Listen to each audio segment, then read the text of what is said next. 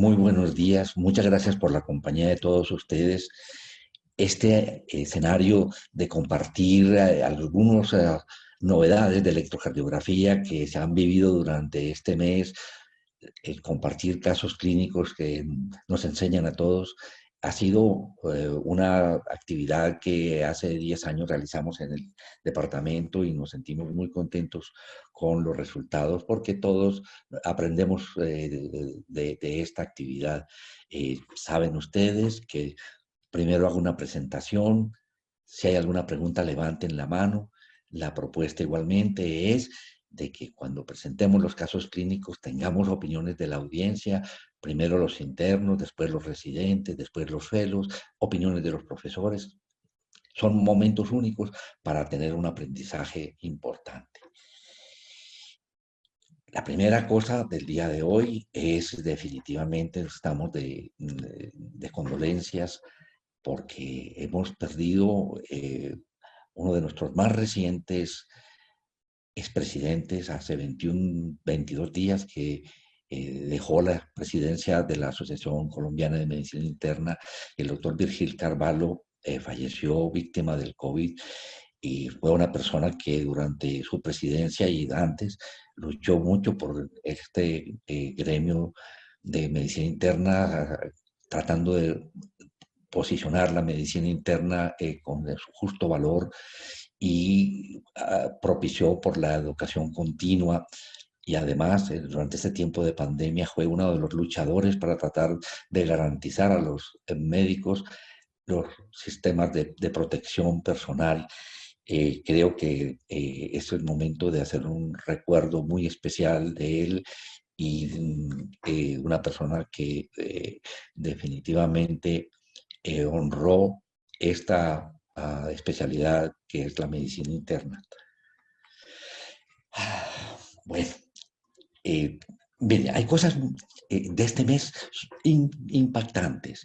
Primero que todo, terminó el 1 de agosto, terminó el Congreso Europeo de Cardiología. Creo que fue una experiencia única porque fue totalmente virtual y las inscripciones fueron gratuitas. Se inscribieron 116,000 personas y las actividades fueron tal como las planificaban, interactivas, de discusión entre los ponentes, entre las personas que evaluaban los trabajos, con las personas que presentaban los pósters. Realmente lograron algo asombroso. Como siempre, en este congreso se presentan algunas actualizaciones en guías. Una de las guías nuevas y que definitivamente vale la pena conocer es esta dedicada a la fibrilación auricular. Hay modificaciones importantes, empezando por el diagnóstico de la fibrilación auricular. Se los recomiendo.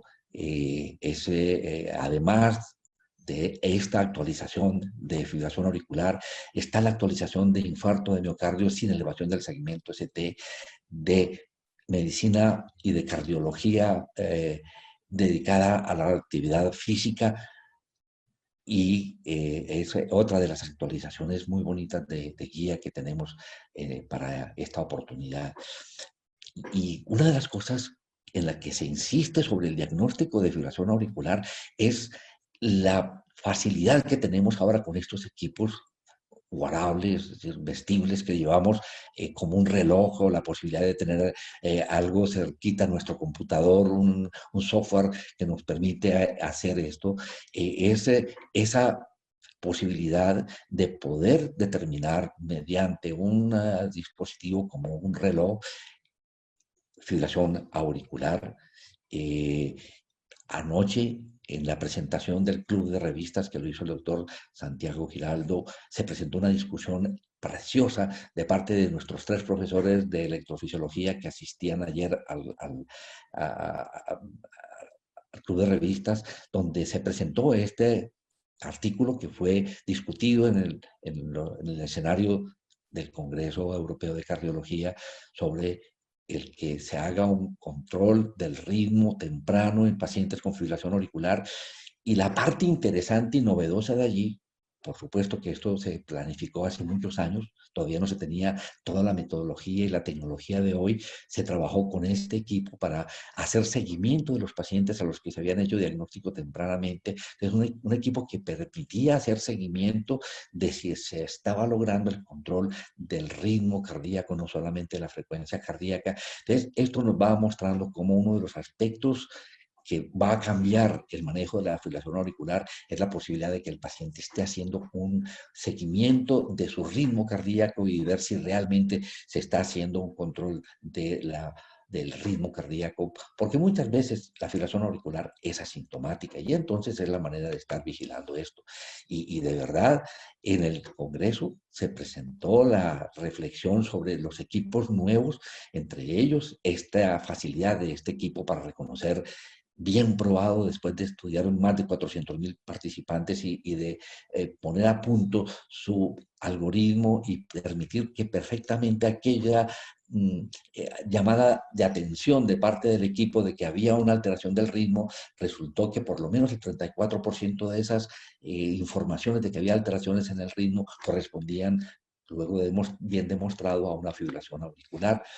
El doctor Atencia me volvió a recordar esto que lo habíamos presentado en otro de estos escenarios, donde con el smartwatch la posibilidad de hacer no solamente la determinación de una sola derivación, sino la posibilidad de que con este equipo podamos tener prácticamente las 12 derivaciones, colocándole de la forma apropiada para lograr tener los trazados correspondientes no solamente de una derivación de ritmo, sino poder tener algo muy cercano a las 12 derivaciones convencionales. Y ya ustedes han estado observando cómo permanentemente nuestros internos, los médicos, estamos utilizando este dispositivo tan fácil de llevar y de un costo razonable, $100, donde nos permite tener un monitoreo de 6 derivaciones simultáneamente y la posibilidad, dependiendo de cómo coloquemos este dispositivo, tener también las precordiales, de manera que son herramientas interesantes.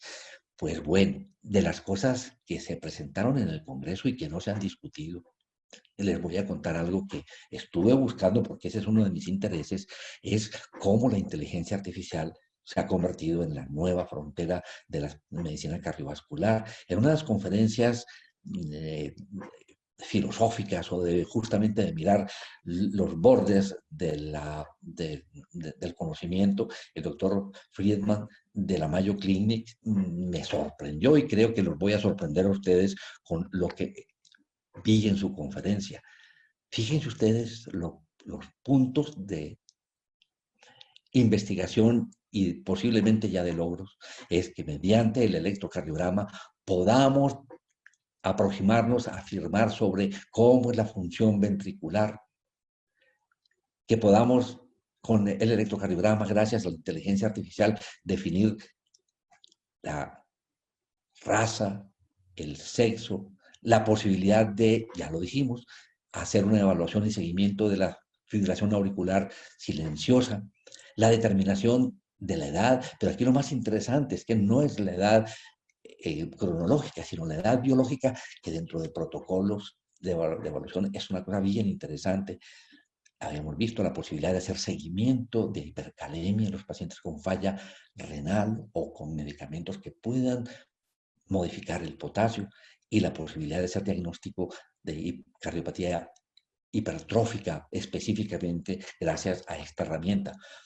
Estas son las publicaciones de finales del año pasado, donde gracias a este trabajo con Machine Learning se logra con un equipo especial de poder establecer edad, sexo, de poder determinar, ya lo dijimos, si el paciente tiene fibrilación auricular. Oigan esto, paciente analizando el electrocardiograma en ritmo sinusal, la posibilidad de predecir si ese paciente tiene episodios de fibrilación auricular o desarrolla en el futuro fibrilación auricular. Miren cómo cambia la perspectiva de un grupo de pacientes de riesgo de tener fibrilación auricular, porque mediante estos equipos, la posibilidad de, mediante un electrocardiograma convencional, trabajado con inteligencia artificial, se puede obtener esta información. Y esto publicado a finales del año pasado, el que pueda afirmarse con un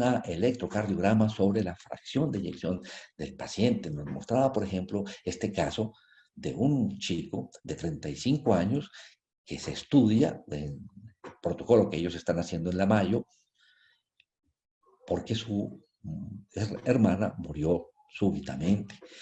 Se le tomó un electrocardiograma y obviamente cuando uno ve este electrocardiograma, eh, muerte súbita, ¿será que el paciente tiene algo que también puede causarle muerte súbita? Y por supuesto nos preguntan, ¿este electrocardiograma está en límites normales? ¿Tiene un QT largo? ¿Tiene una cardiomapatía hipertrófica? En fin. Y el electrocardiograma a ojo de buen cubero está en límites normales. Y con el algoritmo de ellos logran determinar que ese paciente, que teóricamente eh, era totalmente sano, se encontró que tenía una fracción de eyección al hacer la ecocardiografía del 35%, gracias a que se dio esta probabilidad mediante el software, mediante el algoritmo que están trabajando de esa información.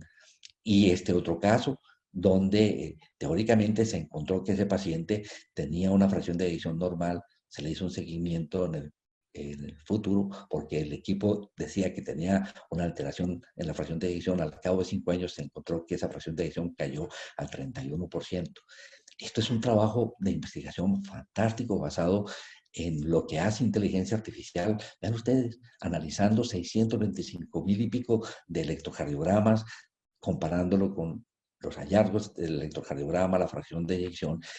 Esta Convolutional Neural Network permite, mediante este equipo que ya está aprobado por la FDA a finales del año pasado, para tener, este es un equipo que vean ustedes, va a estar seguramente para uso de clínico, donde no solamente ese equipo va a permitirnos oír un soplo, determinar el ritmo del corazón, sino al mismo tiempo decirnos, miren, la probabilidad grande es que tenga una fracción de eyección normal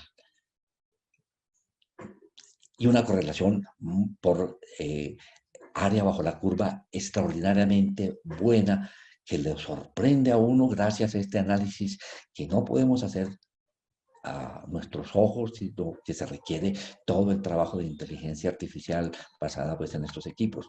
De manera que esta posibilidad de que tengamos un paciente con un electrocardiograma en ritmo sinusal se pueda analizar con este algoritmo y poder predecir si ese paciente va a desarrollar o tiene episodios de fibrilación auricular, va a revolucionar indudablemente el diagnóstico, el manejo y la prevención de todo lo que está relacionado con la fibrilación auricular. Miren, por ejemplo, este paciente de 72 años tiene un episodio embólico cerebral que no se sabe la causa y está en ritmo sinusal completamente. Y aquí viene el trabajo de ese algoritmo. Yo no sé si aquí hay un cambio fino de la onda P que lo vería un experto o no, pero este electrocardiograma se nos pasa como un electro normal a excepción del aumento del automatismo ventricular. Pero con este electrocardiograma, encontrar que definitivamente tiene episodios de fibrilación auricular, puede afirmarlo con una seguridad muy alta de que ese paciente tiene episodios de fibrilación auricular. Entonces, para tomar decisión, si ese paciente ya lo hacemos con un antiagregante plaquetario o hacemos una anticoagulación, esto va a cambiar definitivamente el enfoque de muchos de nuestros pacientes que tienen enfermedad neurológica, demencia y poder predecir y disminuir el riesgo de fenómenos embólicos.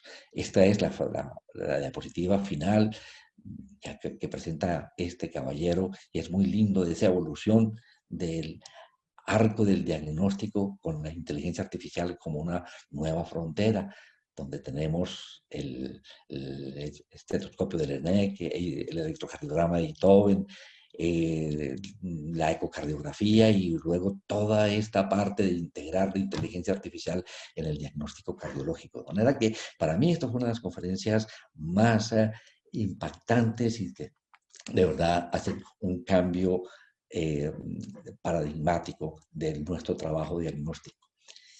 Y al día siguiente se los había anunciado en el encuentro de hace un mes de EKG del mes, que el doctor Anthony Vallés de Luna iba a tener una presentación para Latinoamérica del síndrome de Vallés. Lo denominó todo lo que el cardiólogo precisa saber y más. ¿Y por qué les cuento del doctor Anthony Vallés de Luna? Porque realmente es, así como lo mostramos en el evento anterior, otro de los grandes maestros de la cardiología, aún vivo y dinámico, acompañado con el doctor Barancuch, que fue quien manejó ese encuentro. El doctor Barancuch es el editor del libro de Journal of Cardiology, es de la Electrocardiology, es una de las revistas donde se publican cambios importantes en la electrocardiografía. Uno piensa que no es una ciencia dinámica y todos los días hay cosas nuevas. En esta reunión participaron los hermanos Brugada y el doctor Conde, que ha acompañado al doctor Anthony Valles de Luna en muchas de sus publicaciones. No les voy a contar a ustedes lo que fue la conferencia de él, pero enlazo lo que les acabo de decir con la conferencia donde este caballero observó muy juiciosamente cambios en la onda P que llevó a su descripción del síndrome de Valle de Luna. Esto fue una nietecita que hizo la pintura de esto que él ha propuesto, que mirar la onda P es uno de los aspectos fundamentales del electrocardiografista y cómo esa onda P mostró desde muy temprano lo que él descubrió posteriormente, el síndrome de Valle de Luna, que vean ustedes en esta publicación de Einthoven se le reconoció en esta estampilla alemana como inventor de la electrocardiografía, pero miren ustedes este cambio desde esta época mostraba la onda P característica del bloqueo interauricular característico del síndrome de Valle de Luna. La cosa interesante del síndrome de Valle de Luna es de pensar que hay una alteración en la o comunicación entre las aurículas y puede haber un bloqueo interauricular de primer grado, de tercer grado, de segundo grado intermitente, y está descrito desde desde el siglo pasado. El doctor Puech fue uno de los primeros que mostró ese cambio de la P en D2, la P bifásica y de una duración de más de 120 milisegundos. Y lo más interesante de esto, yo no voy a hacer ahorita una presentación larga de este detalle donde se muestra cómo al hacerse el bloqueo entre las dos aurículas, la forma como se despolariza la aurícula tiene que venir hasta la parte baja de la aurícula y luego despolarizar la aurícula izquierda, dando origen a esta onda P bifásica característica del bloqueo AB, del bloqueo interauricular completo, lo que es el patrón típico del síndrome de Valle de Luna, y lo tienen, y esta es una fotografía donde se ve claramente esta onda P que tiene esa característica bifásica y una duración de más de 120 milisegundos. ¿Por qué es importante esto? Las investigaciones han llevado a mostrar que eso tiene una trascendencia importante en el mismo sentido que estamos ahora viendo que la inteligencia artificial es capaz de ver esto y algo más que permite predecir que esas circunstancias se asocian con desarrollo de fibrilación auricular, de flóter atrial, de embolismo cerebral, de presencia de demencia y posiblemente de muerte. Entonces, todos estos caballeros están trabajando en la posibilidad de estudiar cuando se presenta el síndrome de Valle de Luna, aún sin fibrilación auricular, si ese paciente puede beneficiarse de anticoagulación con anticoagulante directo es uno de los protocolos que está ahorita en marcha. Entonces, lo que quiero mostrarles a ustedes en eso es esa observación que nos va a tocar hacer juiciosamente de los electrocardiogramas y saber que ahí ahí en esos electrocardiogramas hay mucha más información de la que nos imaginamos y que con un ojo juicioso podemos identificar, pero que vamos a tener la ayuda de inteligencia artificial. No nos va a reemplazar, pero es una herramienta adicional para poder hacer mejor nuestro trabajo. Miren qué bonito este electrocardiograma que me lo compartió el doctor Edison Muñoz. Me dijo, profe, vea, le demuestro este electrocardiograma. Alguien estaba preocupado porque este paciente era un chico de 36 años con antecedentes de FA y tirotoxicosis, a quien se le hizo una ablación de la FA y no ha tenido recurrencias. De pronto alguien pensó que podía estar haciendo un trastorno de tipo isquémico gracias a este artificio. Pero vean ustedes lo interesante que es lo que uno se plantea. Es posible que este muchacho que ha tenido episodios de fibrilación auricular, estos cambios en la onda P que estamos observando, puedan ser justamente los que reconoce la inteligencia artificial como predictores del desarrollo de que la persona tenga fibrilación auricular. Esas son las cosas que vamos a estar más alerta de aquí en adelante, reconocer las ondas P propias del síndrome de Valle de Luna y estar pendiente más adelante de cómo la inteligencia artificial nos puede mostrar cambios que puedan predecir el desarrollo de fibrilación auricular en nuestros pacientes. ¿Ok? Bueno, ahora sí, si hay alguna pregunta hasta aquí, bienvenido. Arrancamos ya con los electrocardiogramas que han remitido médicos y que han pedido sus reflexiones, comentarios. Entonces, les propongo este primer electrocardiograma. Y sigue siendo relacionado con lo que estamos analizando de cómo el electrocardiograma nos puede ayudar o no a prevenir en los pacientes fenómenos embólicos. Entonces, me lo manda una colega y me dice, profe, por favor me da asesoría en un electrocardiograma. Este es un paciente que le tomo un electrocardiograma en un programa de control de hipertensión arterial. Ese es su único problema, el hipertenso. Pero mire, profe, me impresiona como si tuviera 2P de igual morfología antes de cada QRS. Está muy vibrado. ¿Esto será que tiene una onda U, una onda P y una onda U? Entonces me manda este electrocardiograma. Yo quisiera que uno de ustedes, mis amigos, pudiera comentarnos qué piensa de este electrocardiograma, qué le decimos a la colega, qué le decimos a la colega. ¿Quién se anima a hacer un comentario? Uno de los internos se anima. Por ejemplo, yo creo que el doctor Jesús Bello, que es nuestro interno que está rotando en este momento en cardiología, nos puede dar un concepto. ¿Qué piensas, Jesús? Jesús Bello le levanta la mano para que Javier te dé el micrófono y puedas contarnos cómo vamos a contestarle a esta colega. Jesús, ¿podrías participar? Si no, adelante, Jesús. Jesús Bello, le damos el micrófono si eres tan amable, Javier.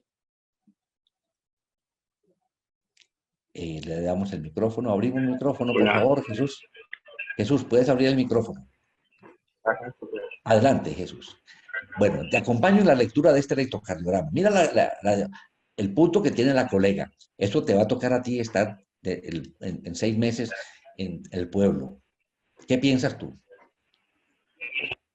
¿Es un problema técnico? Pues, respecto a la anotación que hace la colega, es cierto que si uno mira las indicaciones precordiales, pues también la impresión de que hay una presencia de 2 ondas, pero si uno mira, perdón, las de miembro, pero si uno mira las precordiales, si uno es juicioso, si ve que hay presencia de una sola onda P, así que es probable que esas otras ondas, por decirlo de alguna forma, que uno está viendo en las derivaciones de miembro, correspondan pues a interferencias que se hayan presentado. Perfecto. Fíjate lo interesante que es ese primer aspecto, decir un miércoles, que no se me vaya a mí a pasar por alto el que haga un diagnóstico de fibrilación auricular o de otro trastorno del ritmo y resulta que es todo por un aspecto técnico. ¿Qué más te hace pensar que de pronto podría ser un aspecto técnico lo que causa esa línea de base? Lo otro que miramos, pues por ejemplo, primero los RR son regulares, pues son constantes, Exactamente, un entonces uno lo RR aleja regular, mucho más. completamente regular. Perfecto, muy bien. No, Jesús, muchísimas gracias. Quisiera que uno de nuestros residentes hiciera un comentario adicional. No sé, Jonathan, ¿qué piensa Jonathan? Jonathan, ¿podrías participar? Alza la mano para que Javier te identifique y te asigne el micrófono, por favor. Entonces, miren ustedes la observación, Jonathan, adelante. Fíjense la observación tan bonita que ha hecho Jesús. Me dice, hombre, mire, el RR es constante. Eso me hace más pensar que de pronto sea un problema de línea de base. Yo vuelvo a tomar más bien ese electrocardiograma, trato de mejorar hasta donde pueda la línea de base para estar yo bien seguro de que no sea una interferencia. Adelante, Jonathan, ¿qué piensas tú? Hola, pues, buenos días, ¿me escuchan? Sí, señor, te estamos escuchando. Adelante, Jonathan. Bueno, la otra característica importante es que, por ejemplo, cuando uno mira en las derivadas del plano frontal, por ejemplo, en D3, la línea de base no, o sea, las ondas no tienen el mismo aspecto una de la otra. Todas tienen como una morfología muy distinta. Claro está que cuando uno lo compara con otras derivaciones, sí se alcanza a percibir de una manera más adecuada la onda P, se alcanza a discriminar. Por ejemplo, en B6 se ve muy claramente la presencia de la onda P. Sí. Fíjate que la colega dice, ya, yo veo como dos ondas. Yo veo como dos ondas P. ¿Qué será? Fíjate y verás que la colega tiene razón al pedir asesoría. Encuentra un RR constante y dice, ¿será la línea de base ondulada? Siempre que tengamos esto, Jonathan y Jesús y todos, B1 es una derivación muy importante. Aquí les traigo un acercamiento de lo que vemos en D1, en D2, en este paciente, la dificultad exactamente por la línea de base, pero cuando vemos B1, la cosa empieza como a tener alguna reflexión para uno de que aquí posiblemente hay algo interesante detrás de ese paciente. ¿Qué piensa Jonathan? Ahora, ¿qué dices tú? ¿Tiene razón la colega? Profe, Hay pues de ahí, pronto, ahí, ahí sí se ven pues como unas ondas que tienen morfología clásica de onda P. Se me fue. Pero que son similares unas de la otra. perfecto, de acuerdo. Pero ¿tú qué piensas? ¿Qué le dirías a esta colega? Vuelva a tomar el electrocardiograma, asegúrese que la parte técnica está completa. ¿Y qué otra pregunta le harías, Jonathan, para ayudarla? Es un Profe, paciente que pues, está en un programa de yo hipertensión arterial. Sí, Jonathan. profe, pues yo creo que para mí sí sería importante tomar un electro de una mejor calidad para De acuerdo. tratar Resulta de que le explicar toma un el poquito mejor. electrocardiograma y está eso. Fíjate que alguien nos está diciendo, el doctor Regino, es un flotter arterial 3x1. ¿Estás de acuerdo? ¿Qué te parece esa observación del doctor Regino? Profe, sí, puede ser, porque como había mencionado, estas ondas tienen igual morfología una de la Eso otra. es. Muy posiblemente es la hipótesis, pero fíjate lo interesante es la reflexión que les quiero hacer con el aprendizaje que tuvimos con esta colega. Le dije, mira, Margarita, ese paciente que lo tienes en control no tiene un electrocardiograma previo. Empezó a buscar en la historia clínica y vean el electrocardiograma de hace un mes. Jonathan, ¿qué piensas de ese electrocardiograma? Es el electrocardiograma de ese paciente de hace un mes.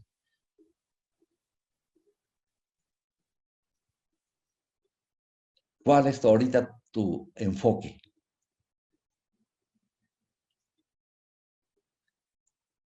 ¿Qué te parece ahora el RR tal como lo estaba planteando Jesús? ¿El RR es constante o es variable? Jesús, puedes Ah, participar qué si pena, quieres. profe. Dale, Jonathan. Es, es- Ahí está, irregular. Exacto, está irregular completamente, ¿cierto? El RR ya no es rítmico. ¿Y la línea de base? Correcto. ¿Qué te Y parece? en la línea de base, ahí sí que, no, está o sea, está más, pareciera que hubiera, no se identifica una onda P clara o Perfecto. a una onda ¿Cuál es tu clara, diagnóstico entonces? una FA. Una FA. Entonces, fíjate que hace 6 meses el paciente está con una FA y ahora está haciendo un flote atrial 3x1, 4x1. Este paciente hace 6 meses estaba con una fibrilación auricular y se nos pasó por alto en un programa de control de hipertensión arterial.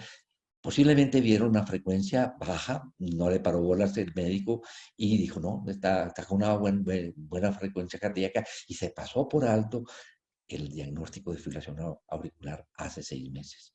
Ahora que llegó con este detalle que la médica le llamó la atención, que había algo que no le gustaba, ese paciente está con un beta bloqueador y probablemente por eso tiene esta respuesta rítmica, porque está en un flote atrial, pero mira cómo ese paciente ha estado en una fibrilación auricular, ha tenido 6 meses, paciente de hipertensión arterial, no sé los otros aspectos, pero tiene un CHAS-VAS seguramente muy alto, que fácilmente hubiese hecho en este periodo un fenómeno embólico y estamos en la obligación de estudiarlo, de hacer una ecocardiografía con ese paciente y de manejar la parte de control del riesgo tromboembólico. ¿Qué les parece el caso? Yo creo que es bien interesante. Vamos a ver que por aquí hay alguna observación del chat. No sé si ustedes tengan alguna observación. Los profesores, por favor, si alguno de los profesores quiere participar. ¿De acuerdo?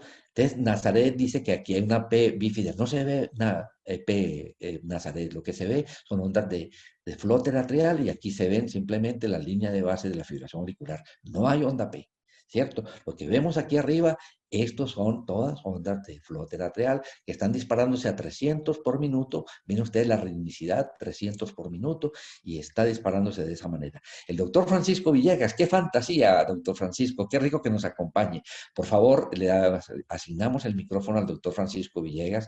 El doctor Francisco Villegas es electrofisiólogo, nos enseña todos los días alrededor del paciente con trastornos del ritmo. Y además interpretar y ser críticos en la literatura médica. Además, acaba de terminar su maestría en epidemiología. Doctor Villegas, sus observaciones serán muy valiosas. Profe, Adelante, no, doctor Villegas. pues, hola, profe. Pues yo quería comentar dos cosas. Uno, pues, el primer electrocardiograma, estoy de acuerdo quien planteó que era un flóter auricular. Recordar que el flóter auricular, por definición, es una macrorreentrada, entendiéndose que macrorreentrada es un circuito anatómico que tiene un tamaño superior a 2 centímetros cuadrados, lo que permite que en el electrocardiograma de superficie haya registro de todo, de lo que nosotros llamamos pues, la longitud de onda del ciclo de la taquicardia. Uno es capaz de verla y seguirla en el electrocardiograma. Las microrreentradas y las arritmias auriculares tienen, pues, focales tienen una característica distinta. Pero esta macrorreentrada es interesante porque, si ustedes se dan cuenta, no, a diferencia del flóter pendiente del istmo cabo-tricuspidio, las fuerzas de despolarización no son tan prominentes en la cara inferior como uno suele verla en el otro, en el flóter normal, pues con patrón de ondas de sierra. Y hay un hallazgo que le dice a uno que de pronto esta arritmia es un flóter organizado en la aurícula izquierda, y es que las fuerzas son predominantemente positivas en la derivación B1, ¿cierto? Recordemos que B1 es una derivación unipolar. Las derivaciones unipolares, lo que se acercan a ellas la ven como deflexiones positivas, lo que se alejan de ellas la ven como deflexiones negativas, al contrario de las derivaciones bipolares de las extremidades, que lo que uno analiza es cómo es el vector las desviaciones de las extremidades ven positiva lo que va en el sentido del vector y negativo lo que va en contra del sentido del vector, distinto a las precordiales, y ese V1 positivo, con esas fuerzas atenuadas en la pared inferior, es uno de los hallazgos electrocardiográficos que a uno lo hace pensar que de pronto no tenga una macrorreentrada auricular izquierda. Sumado a que tenía fibrilación auricular antes, pues entonces uno puede pensar que el paciente tiene momentos donde se organiza, o la otra cosa que es interesante es que recuerden que cuando nosotros ponemos a un paciente en un antiarrítmico del grupo 1 o algunos del grupo 3, la arritmia auricular, la fibrilación auricular puede tender a organizarse y entonces ya pierde esa característica de irregularidad absoluta que tiene el segundo electro y se puede normalizar la conducción auriculoventricular teniendo un RR constante, que el flóter puede tener RR variable, no hay ninguna duda, pero puede tener RR constante. Entonces a mí me parece electrocardiográficamente que podría ser una macrorreentrada, es decir, un flóter auricular izquierdo. Gracias, doctor Francisco. ¿Alguna recomendación sobre el manejo de este paciente? Profe, frente al manejo clínico, pues yo creo que lo más importante, lo que usted nos decía ahorita, es qué ChatBus tiene, ¿cierto? Porque lo más importante va a ser el impacto pues, sobre el posible riesgo de tromboembolismo, sobre todo de ACV. No recuerdo las características clínicas, pues, pero No, fíjate que teniendo en cuenta. lo único que me cuenta la colega, y por eso consultó, este paciente lo tengo yo en mi programa de control de hipertensión arterial, le tomo dentro del protocolo este electrocardiograma y me llama la atención esto, doctor. Muy chévere identificar alguna anormalidad y preguntar.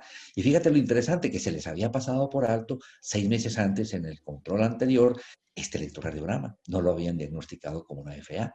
Entonces es una Dice, llamada de atención a ser muy juiciosos. Para algo pide uno el electrocardiograma claro, en el seguimiento y hay que verlo con juicio. pues eso nos diría que probablemente pues se está comportando con los limitados datos que tenemos como una fibrilación auricular persistente, ¿cierto? Es decir, tenemos 2 electrocardiogramas con 6 meses de diferencia, los dos en un trastorno del ritmo auricular. Acuerden que también puedo clasificar el flóter igual que la FA, de nuevo, con reciente diagnóstico, paroxística persistente, persistente de larga duración. Recordemos que el diagnóstico de fibrilación permanente no es ni electrocardiográfico ni fisiológico, sino una decisión terapéutica. Entonces, no es adecuado colocar en un electro que el paciente tiene FA permanente o en un Holter que tiene FA permanente, porque eso es una decisión terapéutica, no un diagnóstico electrocardiográfico. Y con 6 meses, yo creo que lo más importante sería pues hacerle un ecocardiograma para valorar estructuralmente cómo está ese corazón y valorar los síntomas. Recordemos que la recomendación desde las guías pasadas, y se hizo énfasis en estas guías de FA, es hacer la objetivización de los síntomas con la clasificación de ERA. Y si el paciente es muy sintomático, pues pensar probablemente en una estrategia de restauración y mantenimiento de ritmo, y si no, pues entonces simplemente dejarlo en una estrategia de control de respuesta y anticoagulado, eso sí el score de ChatBus lo indica. Perfecto, doctor Francisco. Muchísimas gracias por todos sus aportes.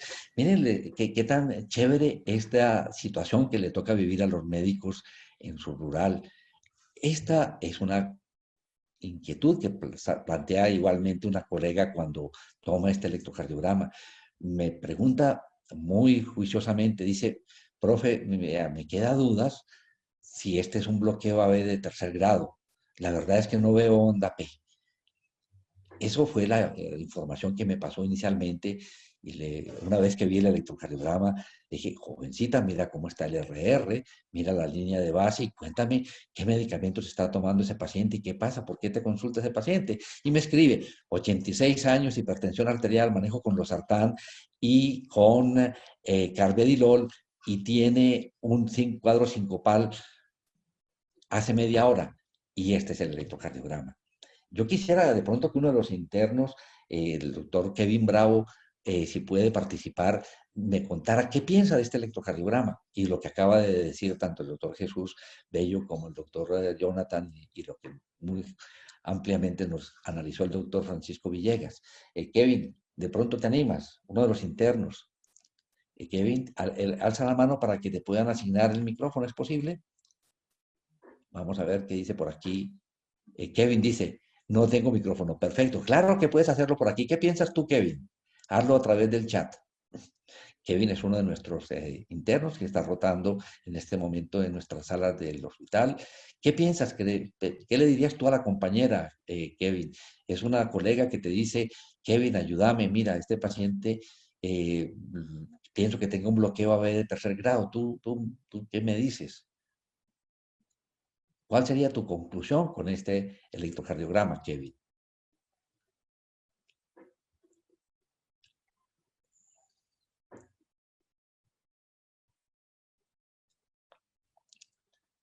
Bueno, vamos a ver, se va preparando entonces uno de los residentes de medicina interna, si se anima, o qué rico de pronto tener uno de los residentes nuestros participando, o la doctora Karen, que tiene ya el micrófono asignado.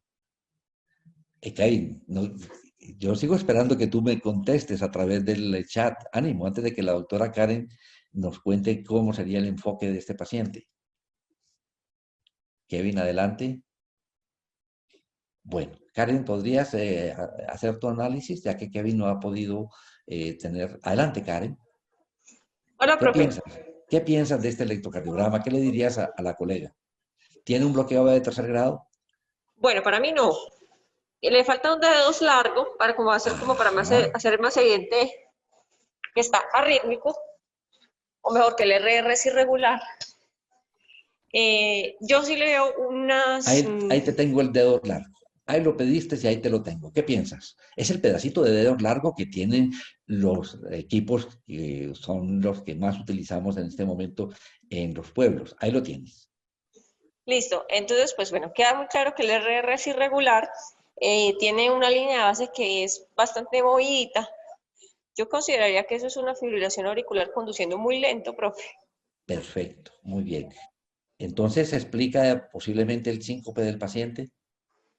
Pues, a ver, digamos que dentro del espectro de la fibrilación auricular tenemos el síndrome de taquicardia bradicardia. Entonces, generalmente lo que pasa con estos pacientes es que una vez salen de su taquicardia de forma espontánea, entran a una pausa sinusal y hacen síncope. Es una explicación potencial. Otra explicación potencial es que esté muy beta bloqueado porque no vi como la dosis de carvedilol No y saben. esté conduciendo aún más lento de lo que lo veo como a 60 latidos por minuto. Perfecto. Entonces, digamos que esas dos posibles etiologías se me ocurren como explicación al síncope del paciente. Y tú le vas a explicar por qué no es un bloqueo AB completo. Porque para poder definir qué es un bloqueo B completo, bueno, varias consideraciones. La primera y la más sencilla sería que no hay una onda P, y si no hay una onda P, pues no me queda fácil de determinar que es un bloqueo B completo. Lo podría hacer de forma electrofisiológica, o si hubiesen otros patrones como la alternancia en el bloqueo rama, que una vez se conduciera por rama izquierda, otra vez por rama derecha, para De pensar que está acuerdo. haciendo un bloqueo trifascicular o algo del estilo. Pero así, a priori, sin P, es imposible decir que es un bloqueo AB completo. Exactamente. Tú necesitas, cuando dices un bloqueo AB, hay actividad auricular que se evidencia en el electrocardiograma y la actividad ventricular y están disociadas. Entonces tú vas a ver un RR constante, a diferencia de acá que es un RR variable, y verías ondas P que también van constantes y que obviamente no habría una relación entre las ondas P y el complejo QRS. ¿De acuerdo? Entonces, yo creo que esa es la observación para la colega que ya va a orientar a este paciente. No sé si los profesores tengan alguna observación para hacer. Si hay alguno de los docentes que quieran participar, bienvenidos. Profe, yo quería decir una cosita. Por favor, doctor Villegas, Sí, qué rico. sí tenemos forma de sospechar eh, bloqueo completo en pacientes que tienen fibrilación auricular, dejando pues claro lo que dijo la doctora Karen, que la onda P no se va a ver, pero la diferencia entre una FA lenta y una FA bloqueada es que en la FA bloqueada el RR se va a regularizar, ¿cierto? Porque quien determina el intervalo RR que va a ocurrir a partir de ese momento va a ser la frecuencia de escape que tenga el sitio que se esté escapando. El tejido de la unión, si es un bloqueo supragiciano, un bloqueo pues a nivel del nodo AB y tiene un QRS estrecho, o los ventrículos, si tiene pues un escape infragiciano y es el Purkinje o el miocardio como tal el que está dando el escape. Entonces, si yo tengo un paciente cuya línea de base me sugiere una fibrilación auricular, a frecuencias muy lentas con un RR que es regular, mi sospecha es que tengo una FA bloqueada. Si la frecuencia es lenta, pero el RR es irregular, entonces mi sospecha, como en este caso, que estoy de acuerdo con la doctora Karen, sería una FA lenta, que solemos abusar del diagnóstico de FA bloqueada, y no, FA bloqueada es cuando yo estoy en FA, pero me regularicé el RR, y se regulariza es porque la frecuencia ventricular está por el ritmo de escape, no por la conducción AB, porque no hay conducción AB precisamente por culpa del bloqueo. Yo lo aprovecho, doctor Villegas, ante el siguiente caso que lo mandó la doctora Karen, de un paciente de 83 años, vigilante, con antecedentes de hipertensión arterial, obesidad, dislipidemia, tabaquismo pesado, terrible, enfermedad coronaria intervenida en el 2018, viene por un cuadro de 15 días, en fin, viene con un cuadro complejo, posiblemente con una COVID, pero le toma un electrocardiograma y este es el electrocardiograma. Es el pedacito que tenemos del electrocardiograma, doctor Villegas. Me va a excusar, yo le muestro rápidamente lo que tengo de ese electrocardiograma. Mire aquí lo que estaba usted de pronto comentando. Tengo ese electrocardiograma, tengo este pedacito del electrocardiograma, solamente este dedo largo. Mire la morfología tan curiosa que tiene y luego me presentan otro electrocardiograma que tiene esta morfología en B1. Miremos la diferencia, miren la morfología de B1, como todo predomina lo negativo, mientras que en este otro electrocardiograma, donde se ve el RR como constante, pero ya ahí es una morfología distinta, y tenemos este electrocardiograma, solamente este pedacito, cuando llegó al hospital. ¿Qué piensa, doctor Villegas, con esto que nos envió la doctora Karen? ¿Cuál sería la interpretación que se haría con este electrocardiograma? Profe, pues el paciente pues tiene Yo una lo aproveché arritmia. esta vez como maestro de lectura Tranquilo, profe, no se electrocardiográfica. preocupe, yo trato. No, profe, lo que yo veo pues es un paciente con una arritmia auricular, con una actividad auricular que por momentos pareciese ser organizada. Pues yo quiero que me entiendan, pues yo pienso como electrofisiólogo, y lo electrofisiólogo lo que tratamos de ver es patrones, ¿cierto? Cuando algo se repite en el tiempo, pues entonces nosotros es lo que lo denominamos organización. Y en este caso a mí me parece que la frecuencia, o sea, el patrón de aparición de la morfología de las ondas auriculares, de la representación auricular del electro, tiene como cierto grado de organización. En ese electro que usted me está mostrando en este momento en B1, uno ve que la longitud de ciclo de las ondas auriculares tiende a mantenerse en el tiempo, ¿cierto? Que es un fenómeno que yo no veo en una fibrilación auricular. Es un fenómeno que se ve más en las arritmias auriculares más organizadas, bien sea una macrorreentrada auricular, que es lo que llamamos flutter, o una taquicardia auricular como tal. Hay un fenómeno complejo, a veces difícil de distinguir, que es lo que en la clasificación de Wells se llama una fibrilación auricular tipo 4, que es una fibrilación auricular de ondas gruesas, que es lo que erróneamente llama la gente un fibriloflutter, ¿cierto? Eso simplemente es o es una fibrilación auricular o es un flutter, porque el fibriloflutter como entidad electrocardiográfica no existe, como entidad electrofisiológica sí, pero como entidad electrocardiográfica no. Entonces yo la veo muy organizado, profe. A mí me parece que es una arritmia auricular más que más que una fibrilación. ¿Qué arritmia auricular? Yo me atrevería a decir que es una macrorreentrada auricular, o es decir, un flutter. ¿Por qué? Porque usted ve que todo el tiempo somos capaces de ver que hay actividad auricular, es decir, hay un fenómeno de ondulación a lo largo de todo el trazado, distinto a lo que pasa en las arritmias focales, en el cual hay una despolarización, hay una repolarización con silencio eléctrico, es decir, aparece la línea isoeléctrica y después viene el siguiente fenómeno. Aquí no. Aquí uno durante todo el tiempo le parece que en algún momento un pedacito de la aurícula se está despolarizando, y eso le da esa característica como medio sinusoidal que tiene. Y la otra cosa es que la pendiente descendente es distinta de la pendiente ascendente en la onda auricular, donde usted marcó ahí con las flechitas. Eso es muy propio de las macrorreentradas, no de las arritmias focales. Las arritmias focales suelen tener una pendiente ascendente más parecida, pues la onda P más parecida a la pendiente descendente. Entonces a mí me parece que es una macrorreentrada auricular, probablemente un flutter atípico. Probablemente, porque recordemos, en un paciente que no haya tenido intervención previa en el corazón, el 90% de los flotters van a ser dependientes del istmo cautricuspidio, así el electrocardiograma no parezca, ¿cierto?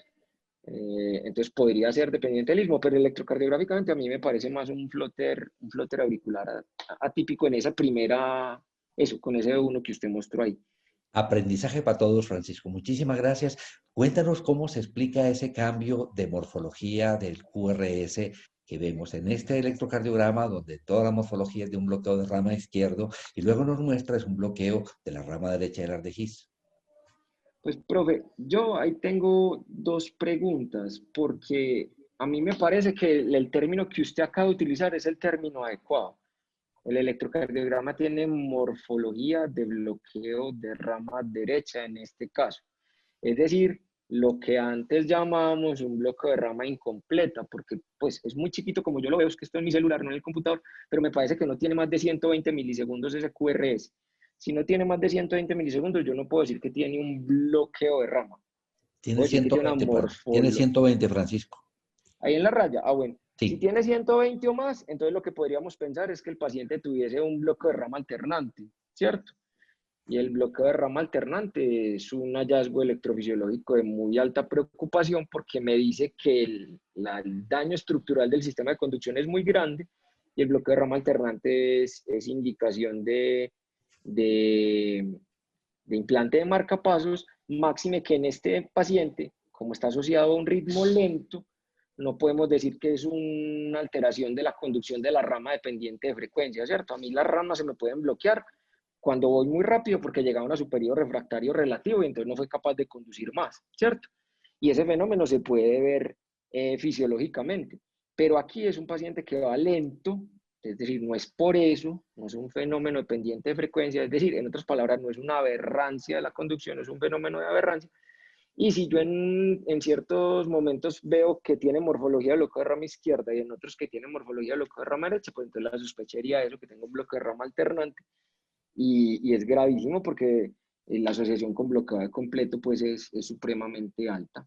Perfecto. Hemos aprendido muchísimo, doctor Villegas, y les cuento, desafortunadamente, ese paciente desarrolló un SAR, no le prestaron mucha atención a la parte del ritmo, por supuesto, y finalmente falleció. Les hago esto corto. La doctora Karen nos iba a contar de pronto un poco más. Pero, doctor Villegas, muchísimas gracias por toda la información. No sé si hay alguna intervención adicional de mis compañeros docentes de cardiología, algún comentario adicional. Tenemos todavía tiempo para discutir un electrocardiograma o dos electrocardiogramas más. Me gustó porque también lo mandó una colega y es una llamada de atención en dos sentidos. Se trata de un señor de 43 años de edad. La semana anterior venía con angina estable, aparentemente de la Asociación Canadiense del Corazón, y aparece un dolor retroesternal que ha sido de hace un par de horas de evolución, ha sido intermitente, aparece, vuelve otra vez a dársele una intensidad hasta 6, 10, sin irradiaciones, llega a urgencias con el dolor leve, pero este es su electrocardiograma, ha estado sudoroso, ha estado con náuseas. Entonces, este es el electrocardiograma de este paciente y lo ven ustedes, de 1, de 2, de 3, el colega manda este electrocardiograma preocupado, no se quiere comprometer, dice, profe, cuénteme qué piensa usted de ese electrocardiograma, B1, B2, B3, B4, B5, B6. Aquí lo tenemos otra vez, D1, D2, D3, ABL, ABL, ABF, B1, B2, B3, B4, B5, B6. Ya empiezan a participar y si hay alguno de ustedes que quiera participar, por favor, coloque la manito para que Javier les pueda dar el micrófono. Empieza Rabal Jiménez y dice IAM de la pared inferior. Es la primera opción que tenemos. ¿Quién más quiere participar? ¿Quién quiere hacer este comentario? No sé, el doctor Santiago Giraldo, que no me di cuenta si estaba con nosotros. Quisieras, Santi, comentar, porque este paciente tú me hiciste el gran favor de indagar qué había pasado con este paciente una vez que el médico del pueblo lo remitió a la clínica cardiovascular, justamente con esa impresión diagnóstica de que este paciente tan joven, no sabemos exactamente sus factores de riesgo, pero que venía con una angina estable, aparece con un dolor característico y hay hallazgos que son interesantes. Doctor Santiago, ¿tienes la posibilidad de participar? Si elevas la mano, Santi, o no sé si uno de nuestros residentes, de los fellows que acaban de ingresar, el doctor John Freddy, doctor Osvaldo, si quieren participar, no es sino que eleven la mano para que hagan el comentario.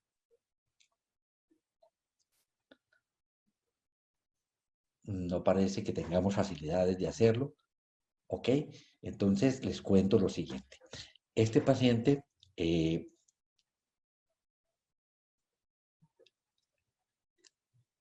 muy sutilmente,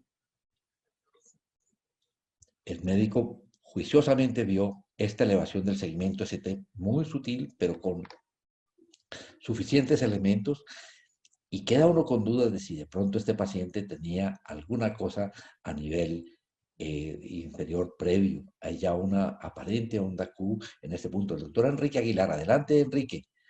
Le damos el micrófono al doctor Aguilar, si eres tan amable, Javier. Le asignamos el micrófono al doctor Aguilar.